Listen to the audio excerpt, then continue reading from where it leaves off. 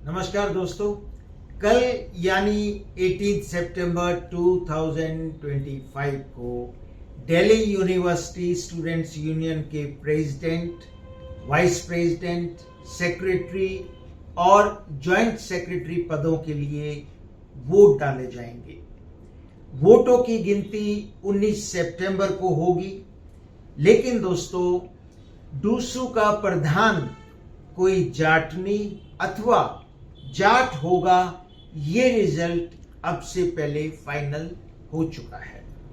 नहीं दोस्तों, मैं कोई भविष्य ज्ञाता नहीं हूं, ना ही किसी जाति विशेष का प्रचार प्रसार कर रहा हूं। जो फैक्ट्स हमारे सामने हैं उनके आधार पर एक कॉमन सेंसिकल अनुमान, एक कॉमन सेंसिकल परिणाम आपके साथ शेयर कर रहा हूं।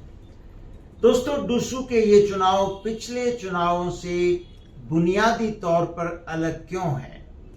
प्रेसिडेंट कोई जाट छात्र अथवा छात्रा ही बनेगी, ऐसा क्यों है? मेन स्ट्रीम तथा सोशल मीडिया पर इन चुनावों को लेकर जाटों, गुजरों व यादवों की इतनी चर्चा क्यों है? और दिल्ली यूनिवर्सिटी के इन चुनावों का रुतबा किसी लोकसभा चुनाव से कम क्यों नहीं है? इन सभी सवालों पर मैं चर्चा करूंगा। आपसे गुजारिश है, वीडियो अंत तक जरूर देखना। Delhi university students union elections में हमेशा विद अ फ्यू एक्सेप्शंस दो मुख्य खिलाड़ी होते हैं दोस्तों।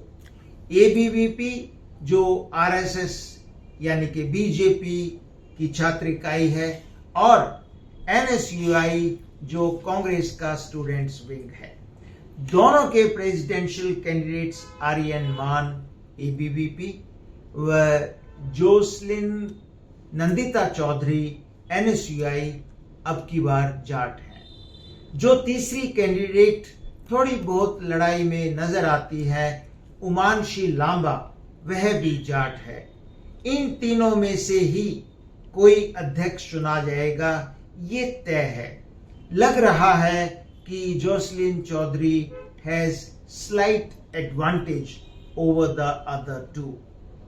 अध्यक्ष पद के लिए 5 कैंडिडेट्स और हैं दोस्तों, मगर वे दौड़ में इसलिए नहीं हैं कि उनके पास न मनी पावर है, न मसल पावर, न महिला पावर और न ही ब्लैक स्कॉर्पियो।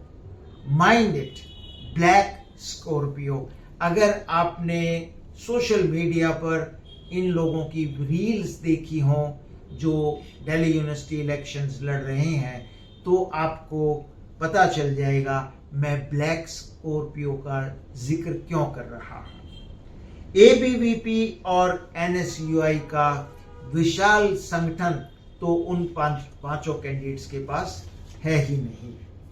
दोस्तों, 1998-99 से पहले डूसू इलेक्शंस के 64 इयर्स के इतिहास में शायद ही कभी कोई जाट या गुजर प्रेसिडेंट बना हो। एबीवीपी तथा एनएसयूआई दोनों ब्राह्मण, बनिया तथा पंजाबी को ही प्रेसिडेंशियल कैंडिडेट्स बनाते थे। 1999 में शायद पहली बार एबीवीपी के जयवीर राणा डूसू के जाट प्रेसिडेंट बने थे। उसके बाद अनेकों बार एनएसयूआई के जाट छात्र रोहित चौधरी, नरेंद्र टोकस, अजय छिकारा, अरुण हुडा, रॉकी तुशीर और पिछली बार रौनक खत्री आदि प्रेसिडेंट बन चुके हैं। एबीवीपी के भी कई गुजर छात्र दिल्ली यूनिवर्सिटी के अध्यक्ष रह चुके हैं। पॉलिटिकली इतने अहम ये चुनाव इसलिए माने जाते हैं क्योंकि अरुण जेटली और विजय गोयल जैसे नेता पहले डूसू के अध्यक्ष बने और उसके बाद केंद्र में मंत्री। दिल्ली की सीएम रेखा गुप्ता भी डूसू प्रेसिडेंट रह चुकी हैं। कई अध्यक्ष बाद में पार्षद व विधायक बन चुके हैं। ये चुनाव और चुनाव से इसलिए भी अलग है दोस्तों क्योंकि 17 साल के अंतराल के बाद एक छात्रा, एक लड़की डूसू की प्रेसिडेंट बन सकती है।